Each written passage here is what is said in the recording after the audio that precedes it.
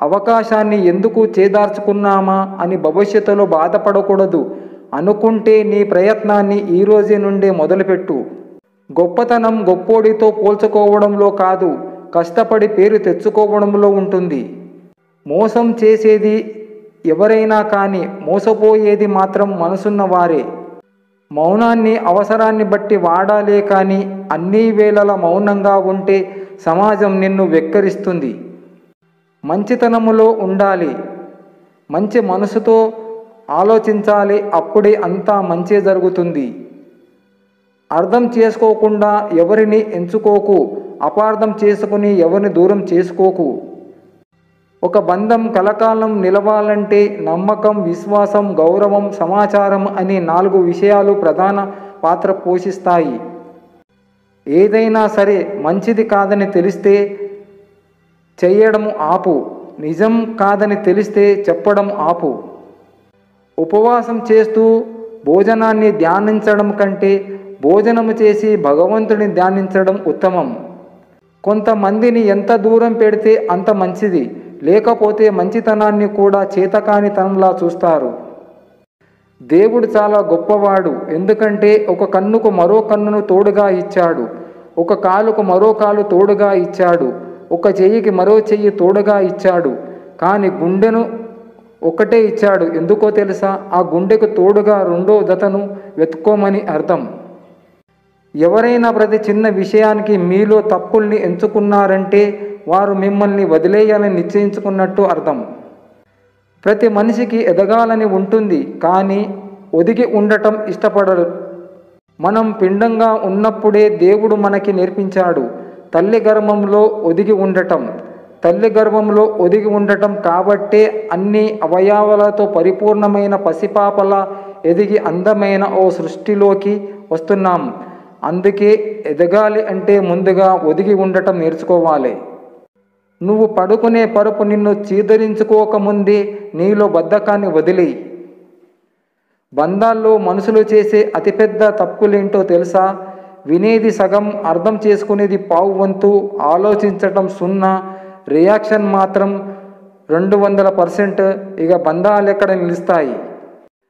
కొన్నిసార్లు ఎక్కడికి వెళ్ళినా దొరకని ప్రశాంతత మన ఆలోచనను మార్చుకుంటే దొరకవచ్చు. కళ అంటే నిద్రలో వచ్చేది కాదు, నిద్రపోనివ్వకుండా చేసేది. ఇదే జీవిత సత్యం. మనిషి మరణించాక భార్య వాకిలి వరకు, సమాజం శ్మశానం వరకు, కొడుకు తలకొరివి వరకు, నీ కర్మలు దేవుని వరకు.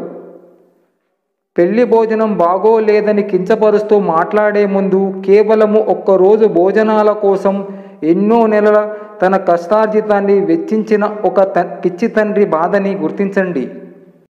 ఒకరిపై మనం ఎంత అభిమానం, గౌరవం, ప్రేమ, మర్యాదలు పెంచుకుంటామో అంతకు 2 వాళ్ళ దృష్టిలో మనం చులకన అయిపోతాం. ఎవరితోనైనా గొడవ జరిగితే మళ్ళీ కలవటానికి ఆ వ్యక్తి చేసిన ఏదైనా ఒక చిన్న మంచి పని ఉందేమో గుర్తు తెచ్చుకోండి. జీవితం హ్యాపీగా ఉండాలంటే అందరితో కలిసిమెలిసి ఉండాలి మిత్రమా. గాలి వానకు గొడుగు వాడిన ఫలితం ఉండదు. ముళ్ళు కంపను మంచినీళ్లతో పెంచిన ప్రయోజనం ఉండదు. కొన్ని బంధాలు, అనుబంధాలు కూడా అంతే. మన జీవితం మనకేది నేర్పించదు. జీవితములో మనకు ఎదురయ్యే మనుషుల ద్వారా నేర్చుకోవాలే సుమా. మంచితనం అందరిలో ఉండదు, అందరికీ నచ్చదు. అందుకేనేమో మంచితనానికి నిందలు ఎక్కువ, నమ్మకం తక్కువ, అనుమానం ఎక్కువ, అభిమానం తక్కువ. ఏ మనిషికి జీవితాంతం ఎవరు తోడు ఉండరు. కొందరు ఎక్కువ కాలం, కొందరు తక్కువ కాలం తోడుండగలరు. వారు తల్లి, తండ్రి, భార్య, భర్త, కొడుకు, కూతురు ఎవరైనా కావచ్చు. మనిషికి జీవితాంతం తోడుండేది గుండె ధైర్యం ఒక్కటే. కొన్ని చోట్ల తగ్గు ప్రాధాన్యత పెరుగుతుంది, అన్ని చోట్ల తగ్గకు విలువ తగ్గిపోతుంది. జీవితంలో భయం లేకుండా ఆత్మవిశ్వాసం ఉన్నవారు గొప్ప విజయాలను సాధించగలరు. నువ్వు నీ గురించి గొప్పగా ఊహించుకో, తప్పులేదు. కానీ మిగతా వాళ్ళందరూ నీకన్నా తక్కువ అని మాత్రం అనుకోకు, బోర్ల పడతావు, జాగ్రత్త. నీ వాళ్ళతో ఉండేటప్పుడు సమయం ఎలా గడుస్తుందో తెలియదు. సమయం గడుస్తున్న కొద్దీ మన వాళ్ళెవరో తెలియనే తెలుస్తుంది. సమయం ఎప్పుడు ఒకలానే గడుస్తూ ఉంటుంది. మారుతుంది మనసులే. మంచి మనసుకి ఎప్పటికైనా మంచే జరుగుతుంది, అది ఏ రూపములో అయినా సరే. బాధ్యతగా చూసుకునే వారికి భారం అనిపించవచ్చు, కానీ ప్రేమతో చూసుకునే వారికి కూడా భారం అనిపించకూడదు. అలా అనిపిస్తే బ్రతికి ఉన్నా లేనట్లే. ఎంత జ్ఞానం ఉన్నా కానీ నీ దరికి చేరే మార్గం తెలియని పసివాడిని శివయ్య. పంచుకోలేనంత బాధలను గుండెలో దాచుకోకు, పెంచుకోలేనంత బంధాలను తుంచుకోకు. ఎందుకంటే దాచుకున్నా తుంచుకున్నా బరివెక్కేది నీ గుండెకి మాత్రమే. అందుకే అర్థం చేసుకునే వారి వద్ద బాధను పంచుకో, ఆప్యాయతను పంచే వారితో బంధాన్ని పెంచుకో. సమస్యలను సంతోషంగా స్వాగతిద్దాం. వచ్చిన ప్రతిసారి అది మనకు ఏదో ఒకటి నేర్పించి వెళ్తుంది. మనలో దాగి ఉన్న మనల్ని మనకే పరిచయం చేసి వెళ్తుంది. మనకు నమ్మకాన్ని ఇచ్చి వెళ్తుంది. దైవం అంటే గుడిలో ఉండే విగ్రహం కాదు, ప్రతివారి గుండెలో ఉన్న మానవత్వం. ఎదుటివారికి క్షమింపబడే అర్హత ఉన్నా లేకున్నా క్షమించండి. ఎందుకంటే ప్రశాంతంగా ఉండే అర్హత మీకుంది గనక. అందం కంటికి మాత్రమే ఆకర్షిస్తుంది, కానీ వ్యక్తిత్వం మనసునే దోచుకుంటుంది. ఎంత కోట లాంటి ఇల్లున్నా అందులో రాజుకి విలువ లేనప్పుడు ఇంట నిద్రుండదు, ఇల్లాలి అలికిడుండదు. మనిషి జీవితం మేడుపండు లాంటిది. చూడటానికి అందంగానే కనిపిస్తుంది. మేడుపండులో పురుగులు ఉన్నట్లు జీవితంలో అన్ని సమస్యలే ఉంటాయి. కానీ ఒకరి జీవితం మరొకరికి మాత్రం అందంగా కనిపిస్తుంది. అందులో దాగి ఉన్న కష్టాలు, కన్నీళ్లు చూసే వాళ్లకు కనిపించవు. దేహం అంటే కాలేదని, మనసంటే బ్రతికేదని, ఆత్మ అంటే వెలిగేదని తెలిసిన క్షణం నువ్వు ఒక ఆదర్శమూర్తిగా మారిపోతావు. వాన, ఎండ, జీవకోటి మనుగడకు ఎంత మూలాధారమో మంచితనం, మానవత్వము కూడా మానవాళి మనుగడకు అంతే మూలాధారం. సంతోషానికి ఉన్నోడు లేనోడు అనే భేదమే లేదు. తృప్తి ఉన్న ప్రతి చోట అది పుష్కలంగా దొరుకుతుంది. డబ్బును పొదుపు చేసేవారు జీవితంలో ఎదుగుతారు. మాటను అదుపు చేసేవారు సమాజంలో ఎదుగుతారు. నీతులు నీడను ఇవ్వవు, సామెతలు సంపదనని ఇవ్వవు, ఆణిముత్యాలు ఆకలి తీర్చవు, మంచి మాటలు మరణాన్ని ఆపవు, కొటేషన్లు కోరికలు తీర్చవు, శ్లోకాలు స్తోమతలు ఇవ్వవు, ప్రవచనాలు ప్రపంచాన్ని మార్చవు. శ్వాస ఉన్నంత వరకే ప్రాణం పదిలం, విశ్వాసం ఉన్నంత వరకే బంధం పదిలం. బాధ లేకుంటే సంతోషానికి విలువే ఉండదు.